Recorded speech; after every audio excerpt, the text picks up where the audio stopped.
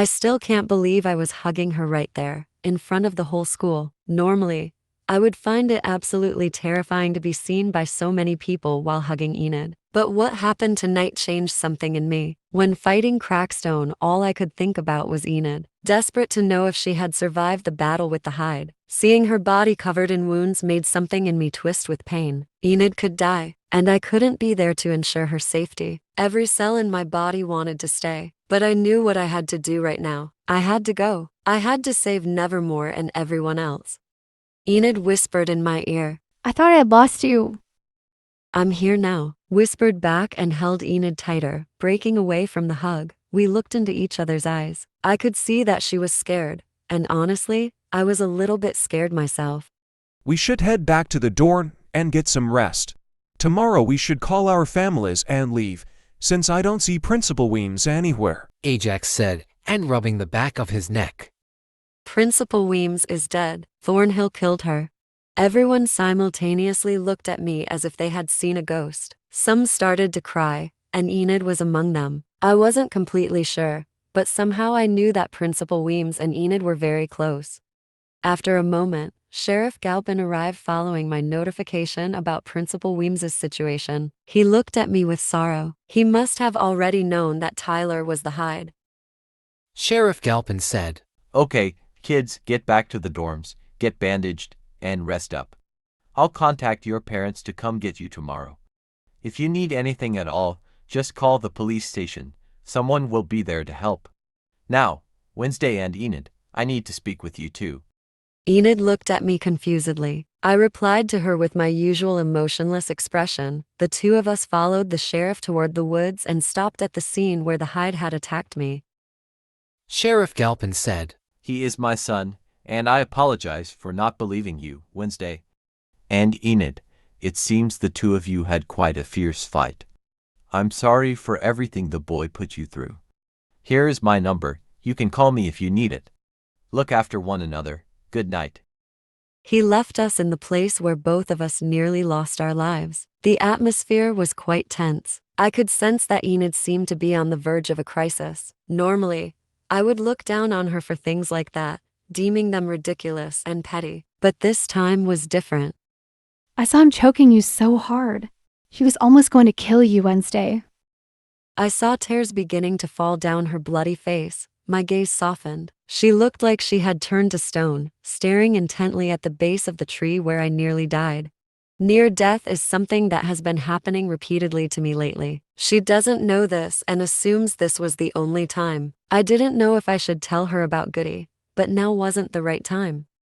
I could have died, but I didn't, Enid. I am standing here talking to you, completely intact. There is no need for tears. I attempted to calm her. I know, but the truth is, I almost lost you. I'm not sure I could live a happy life without your rude, critical comments, or accidentally getting caught up in your absurd, risky investigations. I can't go on without you. You're my best friend, Wednesday. I don't want to. Her words hit my head like a physical weight. Every single word echoed, causing a headache. A part of me felt on the verge of crying. How could this colorful, loud, and annoying werewolf make me want to do something I had sworn never to do again? A single tear rolled down my cold cheek. She stepped forward and wiped it away. The way she looked at me was very different from all the other times she had looked at me. I don't know exactly how, just that it was very different. We should head back to the dorm. Your wounds need to be sterilized, and I want to rest. I am intact. My ablutions are nearing their completion. I stilled the flow of water, emerged from the sanctuary of the bath, dried myself, dressed, and stepped out, only to find Enid resting upon her bed, eyes closed, in a faint attempt at slumber. Wednesday, I find myself utterly incapable of sleep. Attempt the tedious exercise of counting to 100. Very well. I proceeded to my own bedside and extinguished the lamp. My eyelids, heavy with the day's weariness and the sudden weight of her presence, succumbed, and I surrendered to the abyss of sleep. I lay upon my mattress, my gaze fixed upon the ceiling, counting to 100 as Wednesday had instructed, yet to no avail. I turned, shifting my body to watch Wednesday's tranquil form in the embrace of sleep. She possessed a strange, profound sweetness in her slumber. When awake, her demeanor was one of intimidating severity, but in rest she was naught but a small, dark plush toy. A sudden, quiet mirth warmed my chest. I could only hope that she was truly well. She had endured so much, carrying burdens and secrets I could not fully grasp. In truth, a deep wave of regret washed over me for abandoning our dormitory during those 3 days. I had forsaken her precisely when my companionship was most needed. My train of thought got cut off by a text notification. It was Ajax. Ooh, I totally forgot about him. Hope he's doing all right. Ajax. Hey, E. Hope you're doing okay. Love you. Enid. I'm good. Hope you are too. Ajax. I'm so glad to hear that. Just wanted to check in and make sure. I'll let you get some rest. Good night, E. Enid. Thanks. Good night, Jocks. I put my phone on the nightstand and slowly started to drift off. I really thought I was going to be up all night. The next morning. I woke up to find Wednesday packing her stuff. She was definitely retreating into her own little world. You could tell she was super stressed about something. Morning, Wens. I chirped, trying to be cheerful. Enid. I wanted to make sure she was okay. The only thing I knew for sure was that if I bugged her, she'd never open up. I figured I'd take it slow, slow and steady wins the race. Are you happy to be heading home and getting away from all the crazy stuff that happened here? She turned to face me. Those big, dark eyes stared right into mine. I focused on her, waiting for her to speak. I'm not happy at all. I didn't even know, Enid. She actually sounded sad, I think. I walked over and reached out to hug her. Surprisingly, she accepted it, clutching onto me tightly like she was about to fall or something.